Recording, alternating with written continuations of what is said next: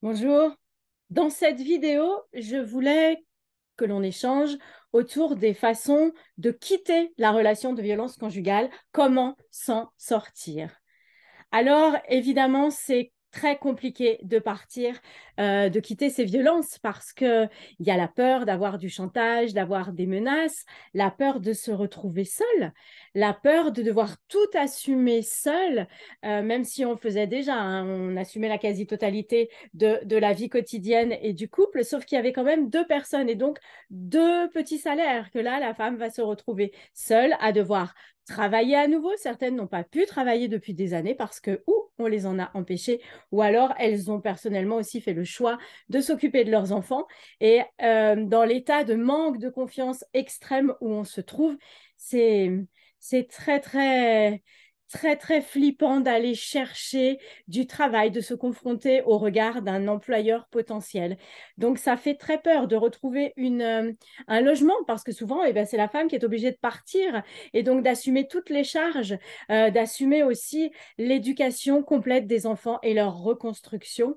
Et cette peur aussi qui fait que on a peur de ne pas oublier, de ne pas pouvoir retrouver une nouvelle relation amoureuse saine et épanouissante. Tout ceci pèse énormément dans la balance. Et puis, on nous a tellement dénigré, on nous a tellement dit qu'on ne valait plus rien, qu'on était complètement cinglé, folle, que du coup, ça fait extrêmement peur de se confronter à nouveau au monde extérieur, au regard des autres, parce que du coup, on culpabilise énormément et on pense que tout le monde pense comme la personne qui nous a détruit petit à petit. La solution, en tous les cas, qui va tout changer dans notre vie, c'est de partir. Il faut se mettre à l'abri, à l'écart pour sortir de cette situation d'emprise et protéger nos vies et celles de nos enfants. Donc, comme je vous le disais, partir, c'est vraiment très difficile parce qu'en plus, on est souvent totalement isolé, isolé au niveau familial, isolé pardon, au niveau relationnel, ce qui a été causé par la mise sous emprise, hein, comme je l'expliquais dans une précédente vidéo, où petit à petit, on perd vraiment tous nos contacts, on se replie sur soi-même et on n'a plus vraiment de vie sociale.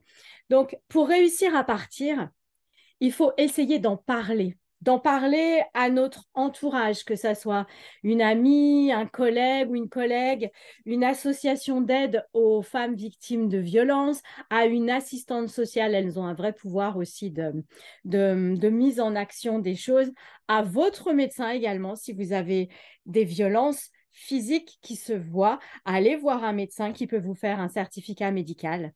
Vous pouvez également vous rendre dans une des maisons des femmes qui sont dans les grandes villes de France. Il y en a par exemple à Paris, à Nantes, à Grenoble et plein d'autres villes dont je ne connais pas les noms, les maisons des femmes.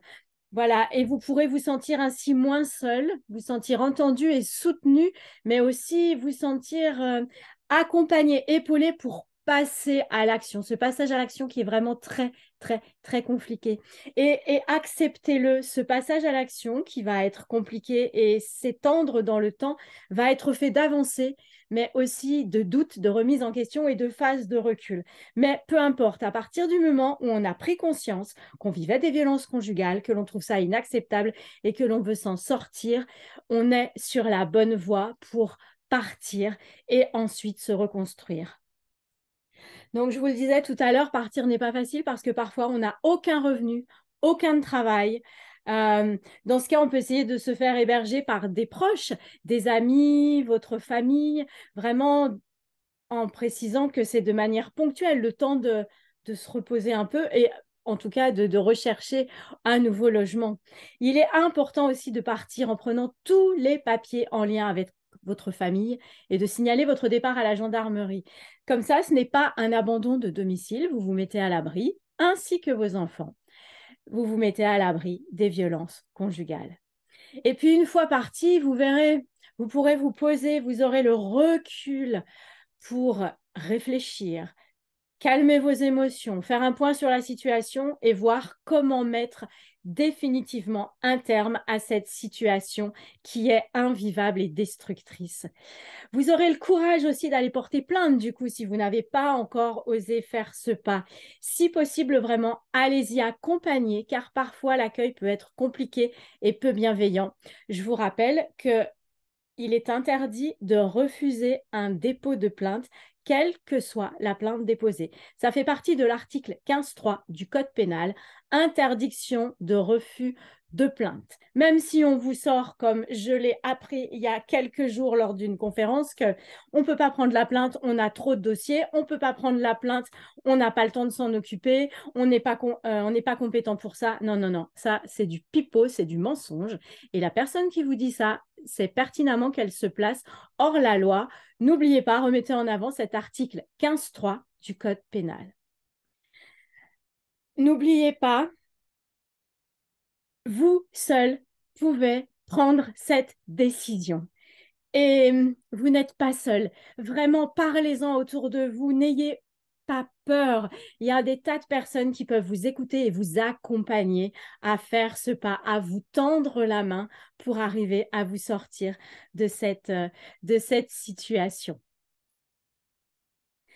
Donc, il est vraiment important de ne pas rester seul, ni physiquement, ni moralement, pour tenir votre décision, car effectivement, ça va être difficile. Mais difficile ne veut pas dire impossible. Alors, si vous avez réussi à partir, si vous allez redevenir actrice de votre vie, responsable de votre vie, il va falloir réapprendre à avoir confiance en vous et à faire confiance aux autres. Voilà, merci pour votre écoute. N'hésitez pas, abonnez-vous, partagez cette vidéo. Vous n'êtes pas seul, vous n'êtes plus seul. N'hésitez pas à me contacter et je me ferai un plaisir d'échanger avec vous, voire de vous accompagner. À plus tard dans une prochaine vidéo.